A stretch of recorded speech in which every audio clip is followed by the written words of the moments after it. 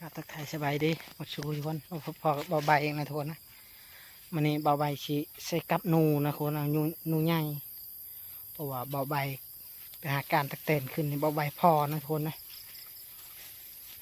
พอหนูใหญ่นี่นะทุกคนนะเฮาชีใส่กับลองเมืองนะทุกคนนะนี่นะทุกคนนะแคนเทียงเบาใบเองเลยนะทุกคนนะพอเมื่อคืนนี้พออยู่พุ่นนะทุกคนนะเฮาชีขุดมันกันนะทุกคนนะเอาไปใส่กับนะทุกคนนะในมันทุกคนนะเดี๋ยวเขาสิใส่เพราะว่าเมื่อคืนนี้เขาไล่ตีพวกท่านนะทุกคนนะนูบักใหญ่นะทุกคนนะเขาสิใส่ลองเบิ่งนะทุกคนนะไปเบิ่งกันนะทุกคนนะนี่ได้แล้วทุกคนนะเขาสิใส่ลองเบิ่งนะทุกคนว่าสิถือหรือถือนะทุกคนเขาสิใส่เบิ่งนี่แหละกับ3 ล่างนะทุกคนนะนี่แหละเขาสิใส่เลาะไปพุ่นแล้วพุ่นทุกคนเพราะว่าเขาเห็นทางมันเที่ยวอยู่นะทุกคนเขาสิใส่ลองเบิ่งนะทุกคนนะนี่เขาสิใส่บอลนี่นะทุกคนนะเมื่อคืนนี้นะมันเข้ากินมันในส่วนนี้นะทุกคนนะเขาไล่ตีมันมาท่านนะทุกคนนะแล้วเขาสิใส่ในนี่ทางเข้าในนี่ทุกคนเดี๋ยวเขาสิใส่กันนะทุกคนนะนี่ทุกคนทางเข้าในนี่ทุกคนนะทางเข้าในนี่นะทุกคนเราสิใส่นะทุกคนนะ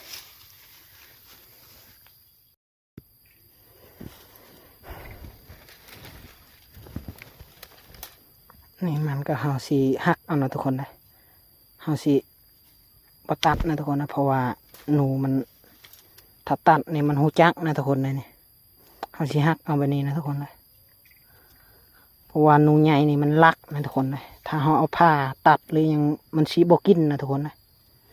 เฮาเคยใส่แล้วเฮาตัดเอามันบกินทุกคนนะเฮาก็ได้หักเอานะทุกคนนะนี่แหละสีมัดใส่เครือนี่นะทุกคนนะใส่กับ3 ล่างทุกคนเลยเพราะว่ากับกะเสียมันนะทุกคนนะทิมมันยาใส่เลยทิมหมดทุกคนนะ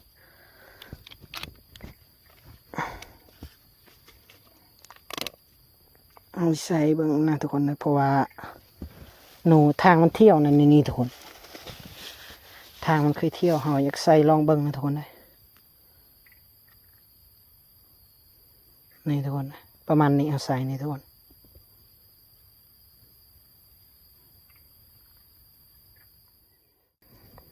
เฮาใส่เฮาจะบ่ใส่แบบนี้นะทุกคนเฮาสิใส่แบบนี้นะทุกคนใส่อัดทางแบบนี้นะทุกคนนะนี่ทุกคนนะเพราะว่าหนูนี่มันลากนะทุกคนในทางเฮาใส่อัดทางมันเฮาสิใส่แปะเข็มมานี่นะทุกคนนะนี่เฮาสิใส่แปะเข็มมานี่ทุกคนนะนี่ทางมันไปเฮาสิใส่แบบนี้ทุกคนนะใส่ตั้งนะทุกคนนะไปเอาไปใส่รางต่อไปเลยทุกคนนะนี่ในส่วนนี้แล้วมากินนี่ทุกคนนะมากินมันกกมันนี่ทุกคนนี่เขากินขึ้นนี่นะทุกคนนี่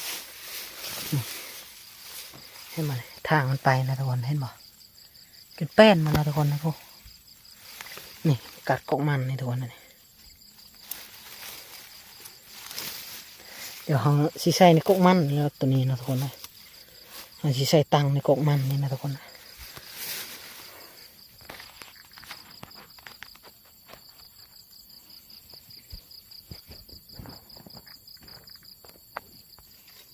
ตามเคยทุกคนนะหักเอาโอ้เหนียวขนาดทุกคนนะ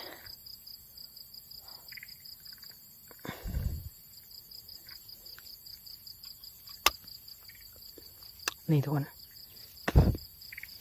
เหนียวให้ใส่นี่ล้างหนึ่งทุกคนนะเพราะว่าเมื่อคืนนี้มาไหลออกแต่ส่วนนี่นะทุกคนนะมันน่าสิเขากินกกมันนี่แหละทุกคนนะเดี๋ยวสิมัดสิกกมันนี่นะทุกคนนะ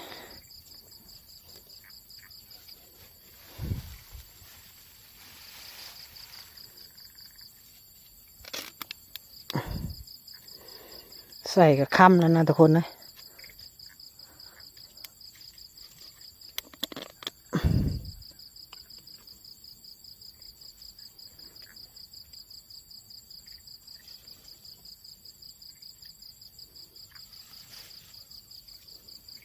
นี่เอาสิใส่แบบนี้นะทุกคน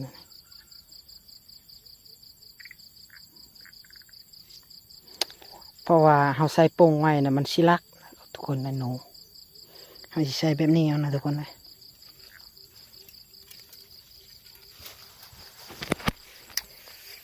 อย่างรางเดียวนี่ทุกคนนะเขาสิใส่แจนั่นนะทุกคนนะแจนั่นอีกนะทุกคนนะเพราะว่าหนูนี่มันลักนะทุกคนนะเพราะว่าเมื่อคืนนี้มาไล่เขาไล่ตีมันบ่ทันนะทุกคนมันออกแต่นี่นะทุกคนนะแล่นออกไปพุ่นอ้อมไปพุ่นปุ๊แล่นเข้าปลา